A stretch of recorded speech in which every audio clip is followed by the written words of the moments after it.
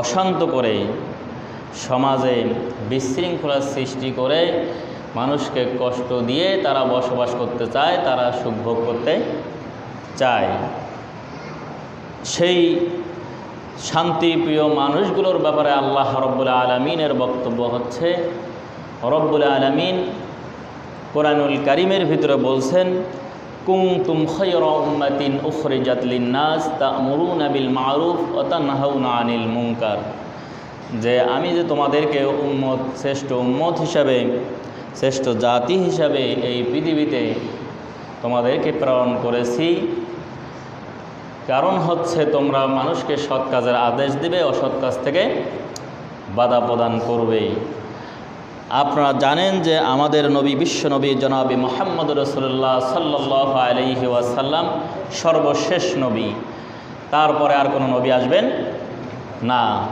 যেহেতু তারপরে কোনো নবী আসবেন না, সেহেতু সেই নবীর নবীওয়ালা কাজগুলো করার দায়িত্ব হচ্ছে উম্মতে মুহাম্মাদীদের।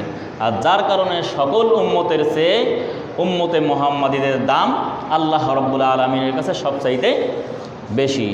এজন্যই তো অন্যান্য নবী ও রাসূলরা আল্লাহ রাব্বুল আলামিনের কাছে দোয়া করেছিলেন যে আল্লাহ, আমরা শেষ নবীর উম্মত হতে চাই।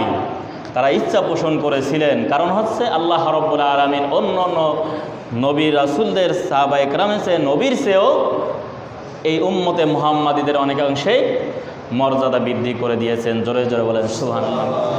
এজন্য আল্লাহ রাব্বুল আলামিন এই উম্মতে মুহাম্মাদীদেরকে ডাক দিয়ে বললেন, কুনতুম খায়রা উম্মাতিন উখরিজাত লিন-নাসি তা'মুরুনা বিল মা'রুফি ওয়া তানহাউনা আনিল মুনকার। তোমাদেরকে আমি আল্লাহ রাব্বুল আলামিন শ্রেষ্ঠ জাতি হিসাবে, শ্রেষ্ঠ উম্মত হিসাবে বাছাই করার কারণটা হচ্ছে, তোমরা আমি আল্লাহ রাব্বুল আলামিনের পক্ষ থেকে নবীওয়ালা কাজ, নবীওয়ালা দায়িত্ব পালন করবে। তোমরা মানুষকে সৎ কাজের দিকে আদেশ দিবে, অসৎ কাজ থেকে বাধা প্রদান করবে। তোমরা যখন নিজেরাই নামাজ পড়ো, মানুষকে এই নামাজের জন্য আহ্বান করবে। তোমরা যেমন নিজেরাই সিগারেট খাও না, মানুষকে সিগারেট খাওয়া থেকে বিরত রাখার জন্য তোমরা দাওয়াতি কাজ করবে। তোমরা রোজা রাখবে, মানুষকে রোজা রাখার জন্য দাওয়াত দিবে। এভাবে যত সৎ কাজ আছে, সকল সৎ কাজের জন্য মানুষকে দাওয়াত দিতে হবে। শুধু নিজে করলেই হবে না, সাথে সাথে আমার আশেপাশে যত মানুষ আছে, সকল মানুষগুলোকে আল্লাহ রাব্বুল আলামিনের দ্বীনের দাওয়াত দেওয়ার দরকার আছে না নাই? সেজন্যই আল্লাহ রাব্বুল আলামিন বলছেন যে এজন্যই তোমাদেরকে আমি আল্লাহ রাব্বুল আলামিন শ্রেষ্ঠ জাতি, শ্রেষ্ঠ উম্মত হিসাবে পরিগণিত করেছি, নির্দিষ্ট করে দিয়েছে, মর্যাদা দিয়েছে। কারণ তোমরা নিজেরাই সৎ কাজ করবে, সাথে সাথে এই সৎ কাজের দিকে মানুষকে আহ্বান করবে। এরপরে তোমাদের যেই কাজটা, সেটা হলো তোমরা অসৎ কাজ থেকে বাধা প্রদান করবে মানুষকে।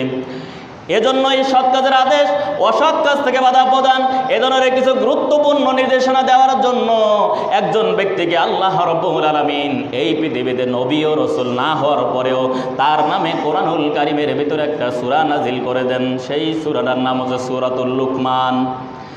তিনি নবীও নন, যিনি হযরত লোকমান আলাইহিস সালাম নবীও নন, রাসূলও নন, একজন আবেদ ব্যক্তি ছিল। তার কথাগুলোকে, তার উপদেশগুলোকে আল্লাহ রাব্বুল আলামিনের কাছে এত গুরুত্বপূর্ণ পছন্দ হয়েছে যে আল্লাহ রাব্বুল আলামিন তার নামে একটা সূরা নাজিল করে দিয়েছেন। সুবহানাল্লাহ।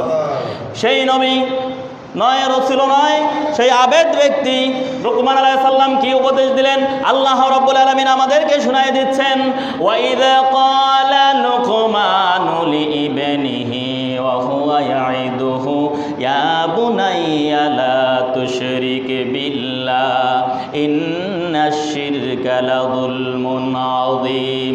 আল্লাহ রাব্বুল আলামিন বলেন, ও পৃথিবীর মানুষ, ও উম্মতে মুহাম্মাদিয়া, তোমরা আমি আল্লাহ রাব্বুল আলামিনের কাছে শোনো, তোমরা স্মরণ করো হযরত লোকমান আলাইহিস সালামের কথা। লোকমান যখন তার ছেলেকে, তার পুত্রকে, তার সন্তানকে উপদেশ দিচ্ছিল, ওয়াইয ক্বালা লুকমানু লিইবনিহি ইয়া বুনাইয়া লা তুশরিক বিল্লাহ, ও আমার সন্তান, ও আমার পুত্র, তুমি আল্লাহ রাব্বুল আলামিনের সাথে কারো শিরক করবে না। কার সাথে শিরক করা যাবে না? আল্লাহর সাথে শিরক করা যাবে না। আল্লাহর সাথে শিরক মানে আমরা বুঝি যে আমরা আল্লাহ রাব্বুল আলামিনের ইবাদত দাতা হিসেবে, মানে আল্লাহ রাব্বুল আলামিন একমাত্র ইবাদত পাওয়ার যোগ্য হিসেবে মানি। আল্লাহ রাব্বুল আলামিনকে রিজিক দাতা হিসাবে মানি, আল্লাহ রাব্বুল আলামিনকে ক্ষমতা দাতা হিসাবে মানি, আল্লাহ রাব্বুল আলামিনকে আইন দাতা হিসাবে মানি, সকল ক্ষমতার উৎস হিসাবে আল্লাহ রাব্বুল আলামিনকে মানি, সেই ক্ষমতা সেই ইবাদত সকল কিছু যা কিছু আল্লাহ রাব্বুল আলামিন করতে পারে সেই সম্পর্কে যদি অন্য মানুষকে পৃথিবীর কোনো শক্তিকে আমরা মনে করি তাহলে সেটাই শিরিক। যদি আমি মনে করি যে আমার যদি চাকরি না থাকতো, আমার যদি ব্যবসা না থাকতো, আমার যদি এই ক্ষেতটা ভালো আবাদ না আসতো, ভালো ফসল না আসতো, তাহলে আমি না খেয়ে মারা যেতাম, তাহলে আল্লাহর সাথে কি হয়ে গেল? শরিক হয়ে গেল। যদি আল্লাহ রাব্বুল আলামিনের ইবাদতের পরিবর্তে যদি আমি কোনো পীর পূজা করি, কোনো পীরের নির্দেশনা যদি শরীয়ত পরিপন্থী হয় তারপরেও পালন করি, তাহলে সেটাও শিরিক হয়ে যাবে। যদি পীরের কদম মুছে করি, সেজদা করি, পীরের দরবারে গিয়ে পীরের কবরে গিয়ে সেজদা করি, তাহলে আল্লাহকে ছাড়া অন্য কাউকে ইবাদত করার মাধ্যমে, সেজদা করার মাধ্যমে আমি শিরিক করলাম। তাহলে আল্লাহ রাব্বুল আলামিনের এই প্রিয় বান্দা সর্বপ্রথম বলছে লা তুশরিক বিল্লাহ, তুমি আল্লাহর সাথে কাউকে শরীক করবে না। এরপরে হযরত লোকমান আলাইহিস সালাম দ্বিতীয় উপদেশ দিচ্ছেন, ও আমার পুত্র, তুমি যদি শিরিক করো তাহলে এটা হচ্ছে সবচেয়ে জুলুম। আল্লাহর সাথে কি হবে? একটা জুলুম করা হবে। কারণ আল্লাহ রাব্বুল আলামিন যেই ক্ষমতার অধিকারী, আল্লাহ রাব্বুল আলামিন যা কিছু দেওয়ার এবং ইবাদত পাওয়ার অধিকারী, সেটা যদি তুমি করো তাহলে আল্লাহর সাথে কি হয়ে গেল? জুলুম হয়ে গেল। এজন্য আমরা ইবাদত না করতে না করতে আমাদের নফসের সাথে আমরা জুলুম করি। এজন্য আল্লাহ তাআলা আমাদেরকে শিখাই দিয়েছেন, রব্বানা যালামনা আনফুসানা ওয়া ইল্লাম তাগফির লানা ওয়া তারহামনা লানাকুনান্না মিনাল খাসিরিন। আমরা যখন আমাদের নফসের সাথে জুলুম করি তখন আল্লাহ রাব্বুল আলামিনের কাছে আমরা দোয়া করি, আল্লাহ আমরা তো নফসের সাথে জুলুম করেছি, আমরা তো অন্যায় করেছি, আমাদেরকে তুমি মাফ করে দাও। আর যদি মাফ করে না দাও তাহলে আমরা ক্ষতিগ্রস্ত হয়ে যাব। দ্বিতীয় কোনো পথ, দ্বিতীয় কোনো জায়গা আমাদের নাই যে তার কাছে গিয়ে আমরা ইবাদত করব এবং তার কাছে সাহায্য প্রার্থনা করব। সম্মানিত উপস্থিতি, আজকে খুতবায় উপদেশ দেওয়া হচ্ছে সৎ কাজের আদেশ দিতে হবে। আমি যেমন সৎ কাজ করি, ভালোভাবে চলতে চাই, সমাজটাকে ভালো করতে চাই, সেজন্য সমাজ কল্যাণমূলক কাজ করতে চাই। আমার সাথে আশেপাশে যারা আছে তাদেরকেও আমি আল্লাহ রাব্বুল আলামিনের এই দেওয়া নির্দেশ অনুযায়ী মুসলিম হিসাবে আমার দায়িত্ব হচ্ছে সৎ কাজের দিকে মানুষকে আমি আহ্বান করব। আমি নামাজ পড়ার সাথে সাথে বেনামাজিগুলোকে আমি দাওয়াতি কাজ করব, যাতে তারাও আমার সাথে নামাজে আসে। তার সাথে এখান থেকে একটা প্রথম শিক্ষা হলো যে আমি নামাজ পড়ি, আমার সন্তান, আমার প্রতিবেশী, আমার আত্মীয় স্বজন নামাজ পড়ে না, সেখানেও কিন্তু দাওয়াতি কাজ করার দরকার আছে। অন্য আয়াতে হযরত লোকমান আলাইহিস সালাম তার সন্তানকে বলতেছে, ইয়া বুনাইয়া আকিমিস সালাতা ওয়া আমুর বিল মা'রুফি ওয়া তানহাউনা আনিল মুনকার। হযরত লোকমান আলাইহিস সালাম বলতেছে, ও আমার বৎস, ও আমার পুত্র, তুমি সালাত কায়েম করবে, তুমি নামাজ পড়বে, এরপরে তুমি সৎ কাজের দিকে মানুষকে আহ্বান করবে, অসৎ কাজ থেকে বাধা প্রদান করবে। এই সৎ কাজ থেকে মানুষকে আদেশ দিবে এবং অসৎ কাজ থেকে বাধা প্রদান করবে। এরপরে লোকমান আলাইহিস সালাম উপদেশ দিচ্ছিল যে এই অসৎ কাজ থেকে বাধা প্রদান করতে গিয়ে তোমার উপরে বিপদ আপদ আসবে, তখন তুমি আল্লাহর উপরে কি করবে? সবুর করবে। কারণ মানুষ যিনি নামাজ পড়ে না তাকে যদি আপনি নামাজের দাওয়াত দেন, সে কিন্তু আপনাকে খারাপ বলবে না, ঠিক আছে আমি নামাজ পড়ি না, নামাজ পড়ার চেষ্টা করবো বা ভালো মন্দ কিছু একটা বলবে। কিন্তু অসৎ কাজ হচ্ছে যে ফেন্সিডিলের ব্যবসা করতেছে, তাকে যদি আপনি ব্যবসায় বাধা দেন তাহলে কিন্তু আপনার সমস্যা আছে। যে গাঁজাখোর, এই গাঁজাখোরকে যদি আপনি বাধা দেন তাহলে আপনার সমস্যা আছে। যারা শরীয়ত বিরোধী কার্যকলাপ করে, এখানে অসৎ কাজের বাধা প্রদান করতে গেলে আপনার সমস্যা আছে। এই জন্য লোকমান আলাইহিস সালাম উপদেশ দিচ্ছে যে এই বাধা প্রদান করতে গিয়ে যে তোমার সমস্যা হবে, সেজন্য তুমি কী করবে? ধৈর্য ধারণ করবে।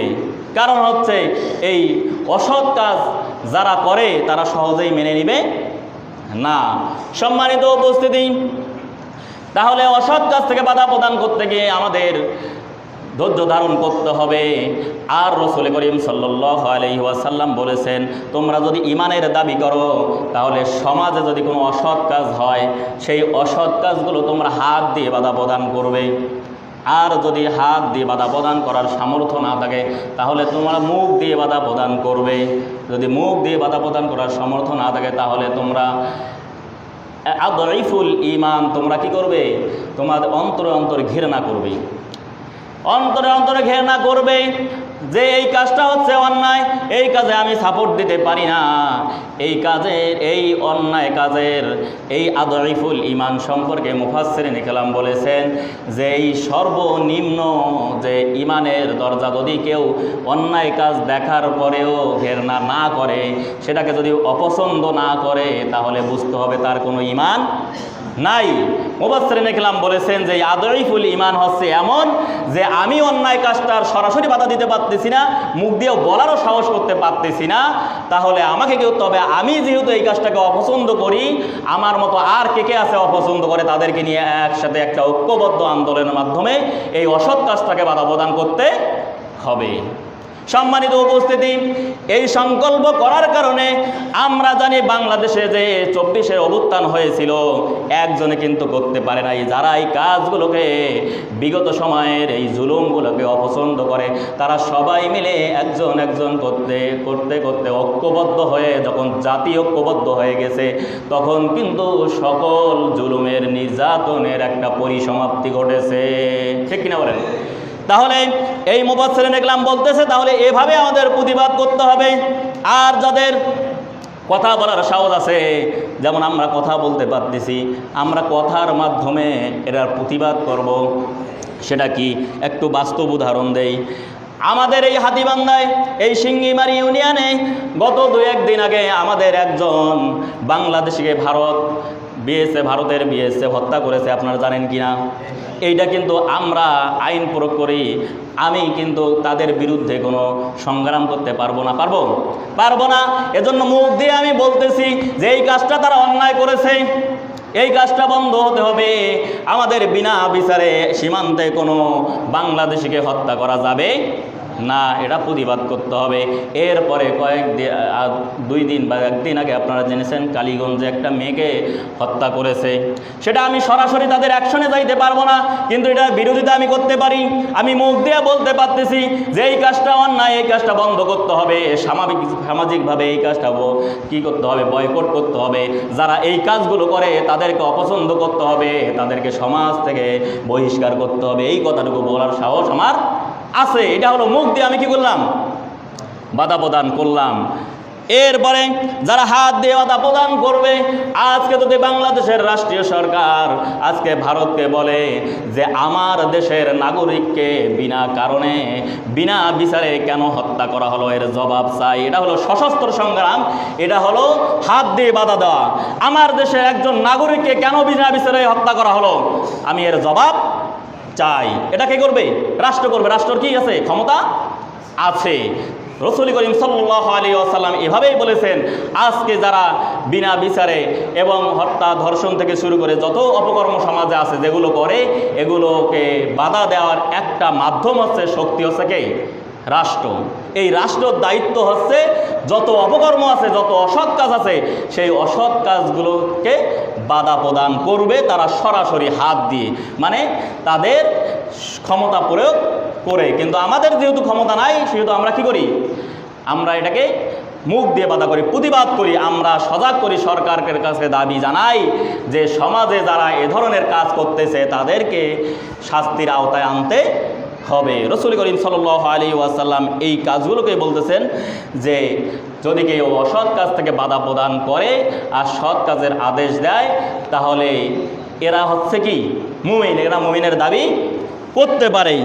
আর যারা এই কাজ করবে না, রাসূল করিম সাল্লাল্লাহু আলাইহি ওয়াসাল্লাম বলছেন এই কাজগুলো যারা করবে না, সেই মানুষগুলোর এমন অবস্থা হবে যে সমাজে তাদের মধ্যে এমন এক শাসক হয়ে যাবে, সুলতানান যালিমাল, একজন জালিম শাসক তাদের উপরে চেপে বসবে। মানে অসৎ কাজ বাধা প্রদান না করতে সৎ কাজের আদেশ দিতে না দিতে মানুষগুলো খারাপ হয়ে যাবে, আর এদের উপরে একজন জালিম শাসক বসবে।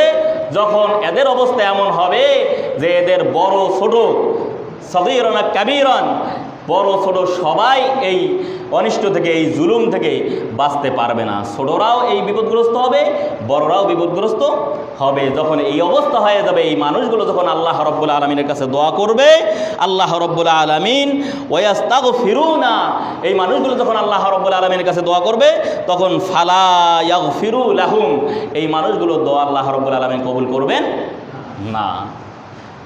আমরা যদি নিজেরাই চেষ্টা না করি আর যদি আল্লাহর কাছে দোয়া করি, তাহলে আল্লাহ রাব্বুল আলামিন এই মানুষগুলোর দোয়া কবুল করবে না।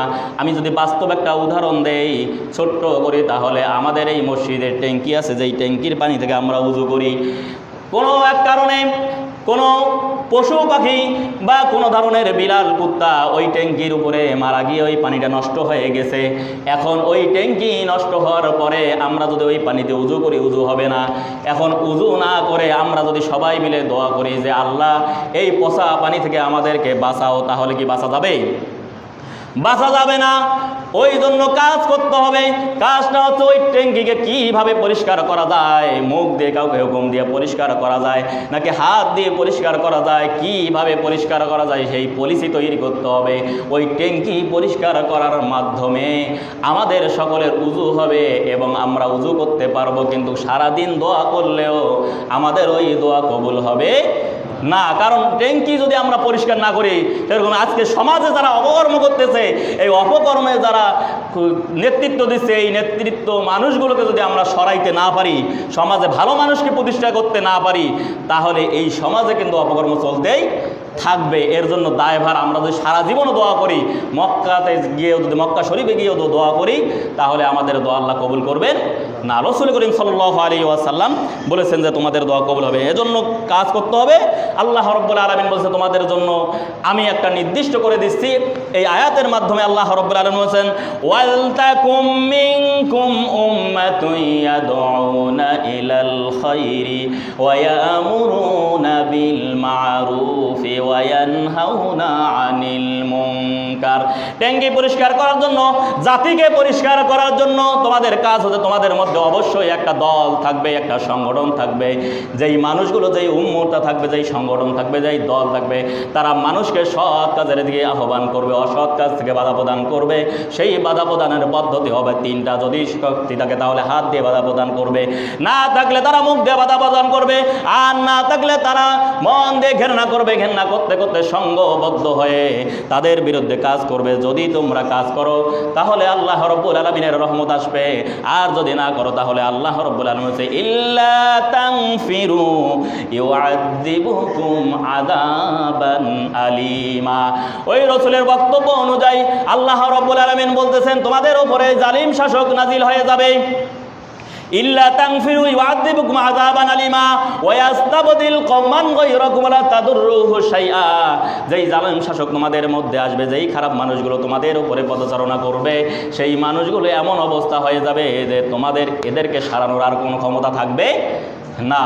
আল্লাহ রাব্বুল আলামিন আমাদেরকে উপদেশ দিচ্ছেন তোমরা যদি বাঁচতে চাও তাহলে তোমাদেরকে যে দায়িত্ব দেওয়া হয়েছে, যে কারণে তোমাদেরকে শ্রেষ্ঠ জাতি হিসেবে আমি আল্লাহ রাব্বুল আলামিন সৃষ্টি করেছি, তোমাদেরকে নবীওয়ালা কাজ দিয়ে দায়িত্ব দিয়ে পালন করেছি। নবী যেভাবে কাজ করেছে সেই নবীওয়ালা কাজ তোমাদেরকে পালন করতে হবে।